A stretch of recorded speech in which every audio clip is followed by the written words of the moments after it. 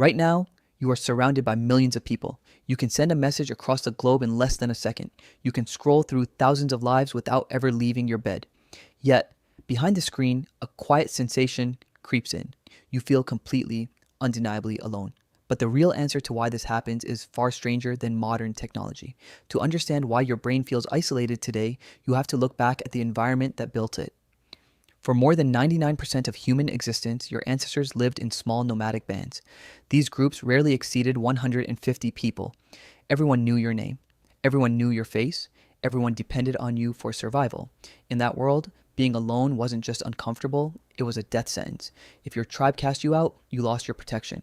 You lost your shared food. You lost your warmth against the freezing night. Neuroscientist Dr. John Cacioppo spent decades studying the human nervous system. He discovered that loneliness is not an emotional flaw.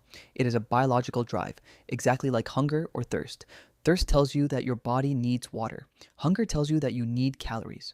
Loneliness is your brain firing a biological alarm bell to tell you that you are dangerously far from the tribe. When that alarm rings, your body enters a state of hypervigilance. Your heart rate rises, your cortisol spikes, your brain prepares for physical danger because, evolutionarily speaking, a solitary human is a dead human.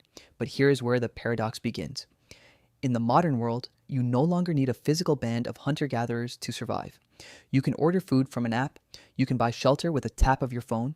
Your physical survival is secured without ever talking to another human being, but your brain never received that software update. Anthropologist Dr. Robin Dunbar famously mapped the relationship between brain size and social group size in primates. He proved that the human neocortex is wired to maintain stable social relationships with a maximum of roughly 150 individuals. Within that group, only 5 to 15 people form your core support circle. These are the people you trust with your life. Today, your brain is bombarded with thousands of digital connections every single day. You see faces on screens, text on displays, and numbers under pictures. But your ancient brain doesn't register a blue light pixel as a real human connection. When you scroll through hundreds of posts, your visual system processes human forms, but your nervous system registers zero physical presence. You are feeding your mind digital calories that contain no emotional nourishment. It is the psychological equivalent of drinking salt water to cure thirst. The more you consume, the thirstier you become. Evolutionary biologist Dr. Edward O. Wilson argued that humans possess an innate drive to be deeply embedded within a cohesive social group. When that group structure collapses, your nervous system responds with chronic stress. In ancient times, when you felt lonely, the solution was clear. You walked back to the campfire. You sat next to the people who shared your blood, your struggles, and your shelter. The physical presence of others lowered your heart rate and quieted your survival instincts. Today, when the loneliness alarm sounds inside your brain, you reach for your phone, you open an app, you seek digital proximity to satisfy an ancient biological demand.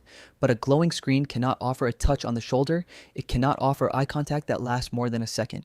It cannot simulate the shared quiet of sitting around a fire. Your brain senses the trick, it knows you are still sitting alone in a dark room. And so, the biological alarm keeps ringing.